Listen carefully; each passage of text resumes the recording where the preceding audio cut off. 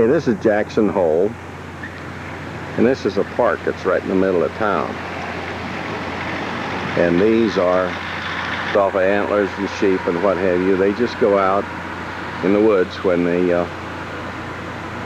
they shed their horns and pick them up and they bring them into town. And this arch here is on all four corners.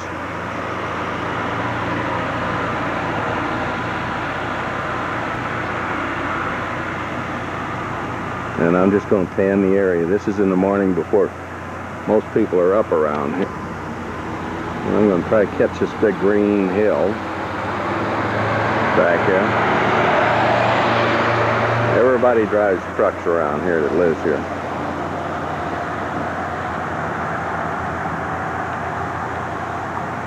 This is another opening with the horns. This is the third opening to the park that has the gate with the horns. This is the fourth gate with the horns. That's all the entrance to the city park. This is a very picturesque mountain at the end. Houses that are built up in the hill. This is where the residents live because the town has been all commercialized. And as you can see, the sun is coming up in the east, and there's a haze over part of the mountain. I'm still panning the area in Jackson Hole, and in the distance you can see the Tetons.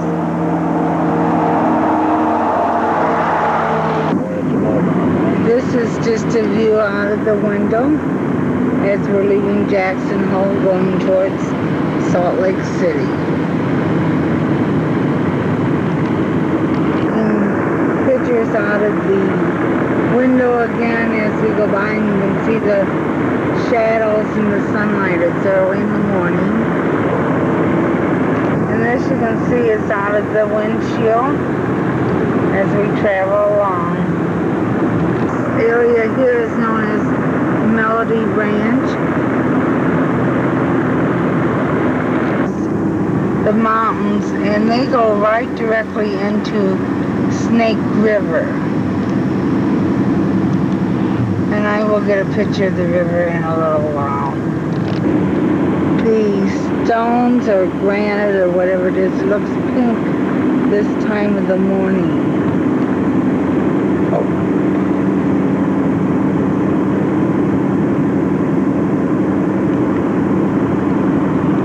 The other side is the highway, and you see all kinds of pine trees.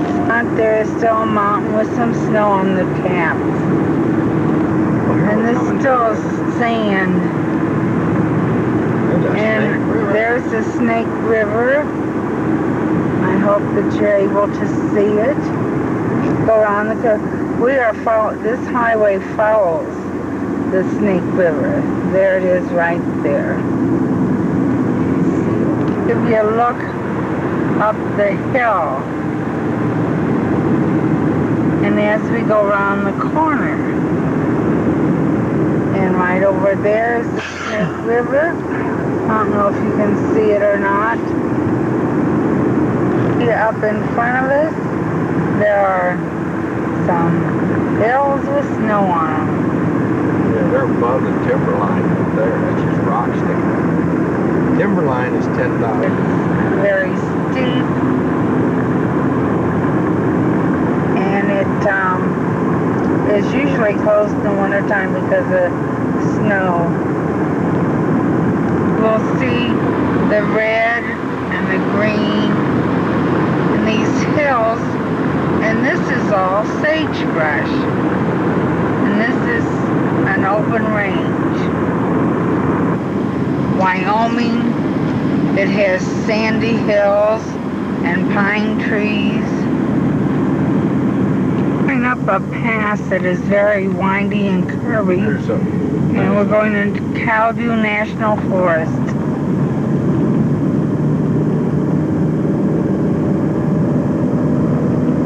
Now we're going down the other side, and this is a 6% grade. Idaho. These are rolling hills in Idaho. Very picturesque.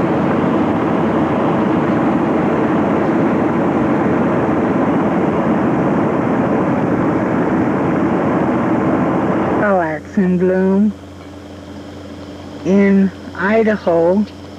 And we've stopped the car because I've been missing all of them that were in Wyoming. And this is the latter part of June.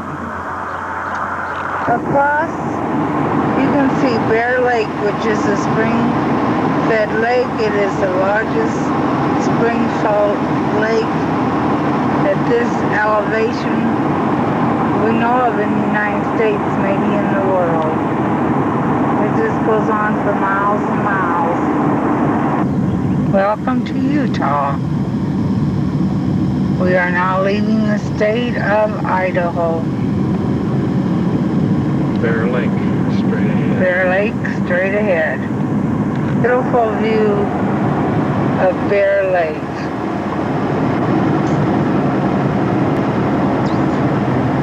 And we are now in Utah.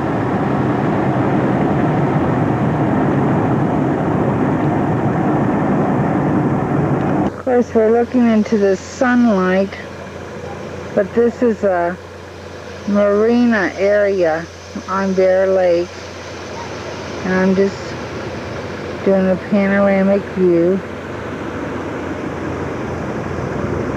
And of course, the sun is glistening on the lake.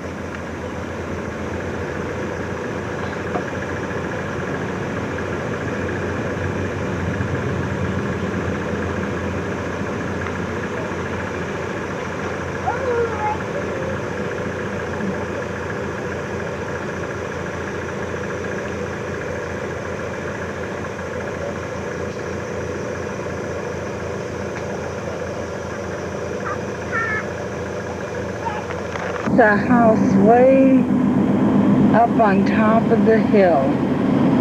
I don't think I'm getting it. I'm getting all kinds of trees. There it is. It sits up on top of the hill all by itself. Take a gander around here. This is in Utah. And all these houses sitting up on the hill. And quite a few of them are A-frames. And we're just going along the road near Bear Creek. Not Bear Creek, but Bear Lake. Well, there's a Bear Creek too. Traveling along the highway, and as you can see, there's Bear Lake.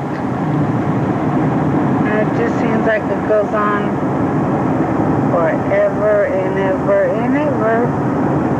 There's a beautiful, clear blue.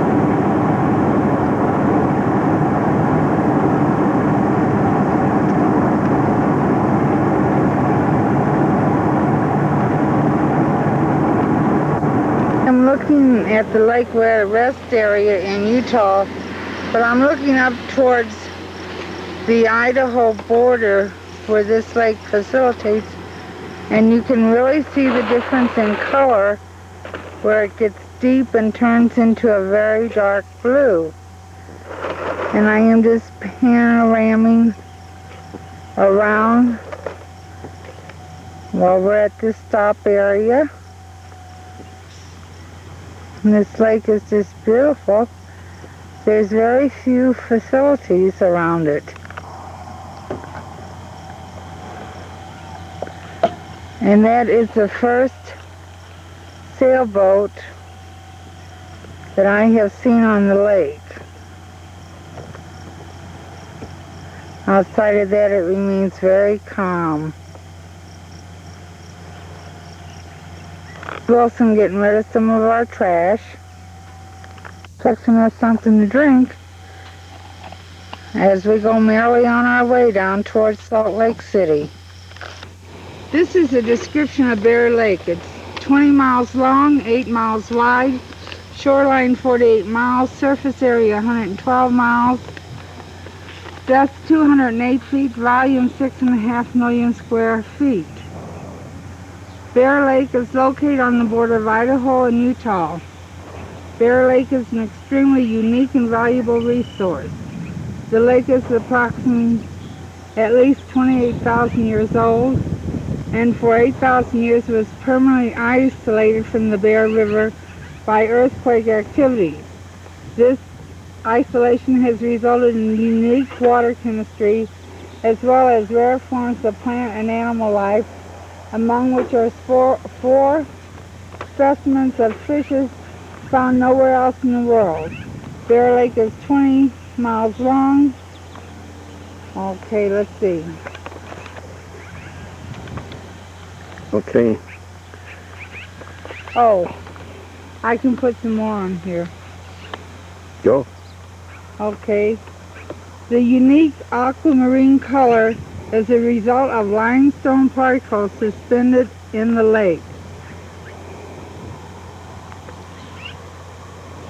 This is a highly recreational area with many summer homes where people just come to enjoy the sports activities. It is beautiful. Yeah, I'm just gonna. It's like a postcard, really. I'm just gonna do probably a 180 because I'm gonna hit the building here before long.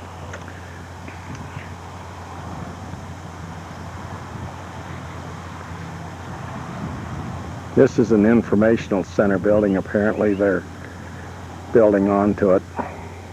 These are houses that are on the hillside. You're going to get them now after this. Now, you can see there's all kinds of houses on this hill. And it just keeps going up and up and up. Drive in the northern part of Utah, just outside of Garden City. And this is a scenic view. Okay, this will be our final view of Bear Lake. We're up on top of the mountain we were looking at coming up. And it is beautiful. The sky is just as bright and clear. And the lake is an aquamarine color. I'm just taking a slow panoramic view of it. And we will be leaving the lake area at this time, going on towards Salt Lake City. A little bit higher and we can see further up the lake. But this is the last scenic view that we will have as we continue on our way today. We are coming to another national forest, C-A-C-H-E, National Forest.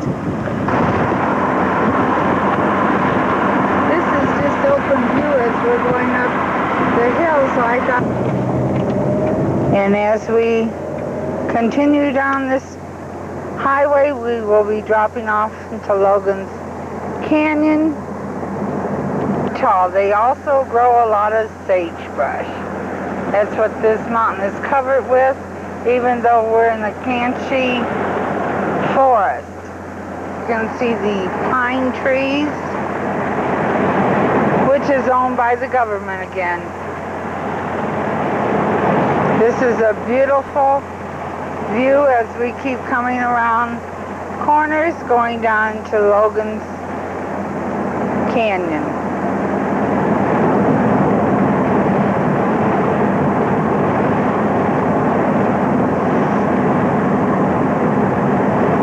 In this forest, you will notice there's also a lot of birch trees, and as we continue on, you will see that the hills are no longer made of sand. You can see the granite as we will be going down in Utah, which becomes more of the Rocky Mountains area. We continue to drop on.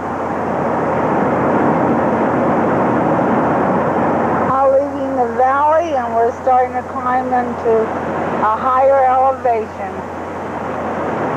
We are entering Salt Lake City.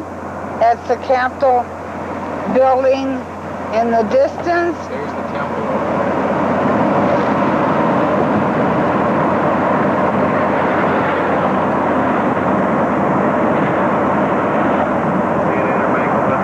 we are in Salt Lake City, and in front of us is the Mormon Temple.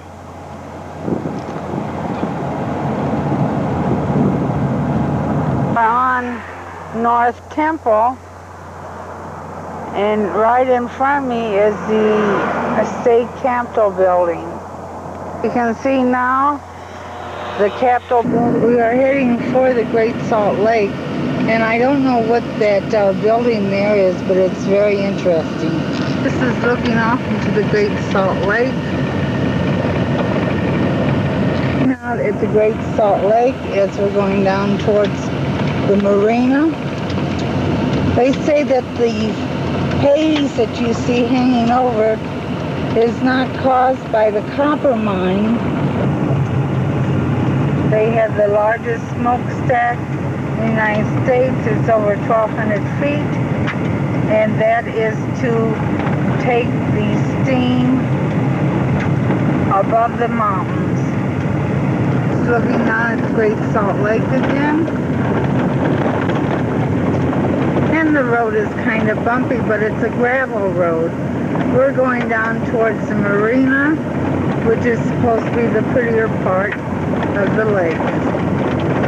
Those are seagulls on the coast there. You can see how hazy it is.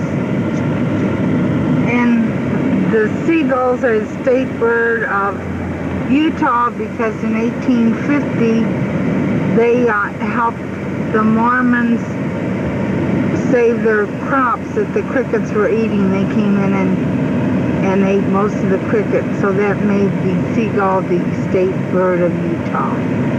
This is the Marina of the Great Salt Lake, and as you can see, there's numerous boats here that are in dock.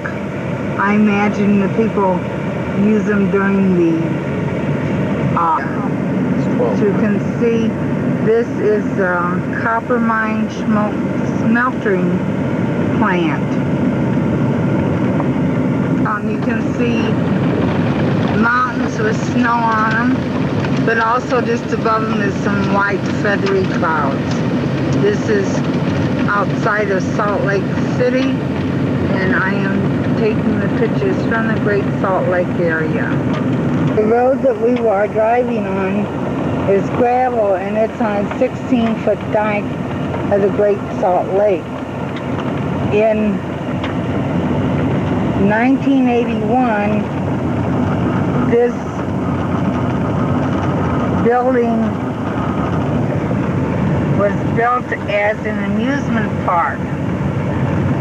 By 1983, the Great Salt Lake had risen 16 feet, and there was 6 feet inside the museum, inside the amusement building, which destroyed it. It is now just sitting here as a white elephant.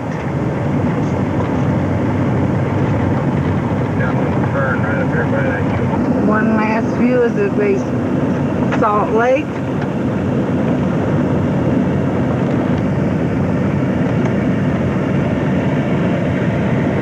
I'm trying to get, there's a seagull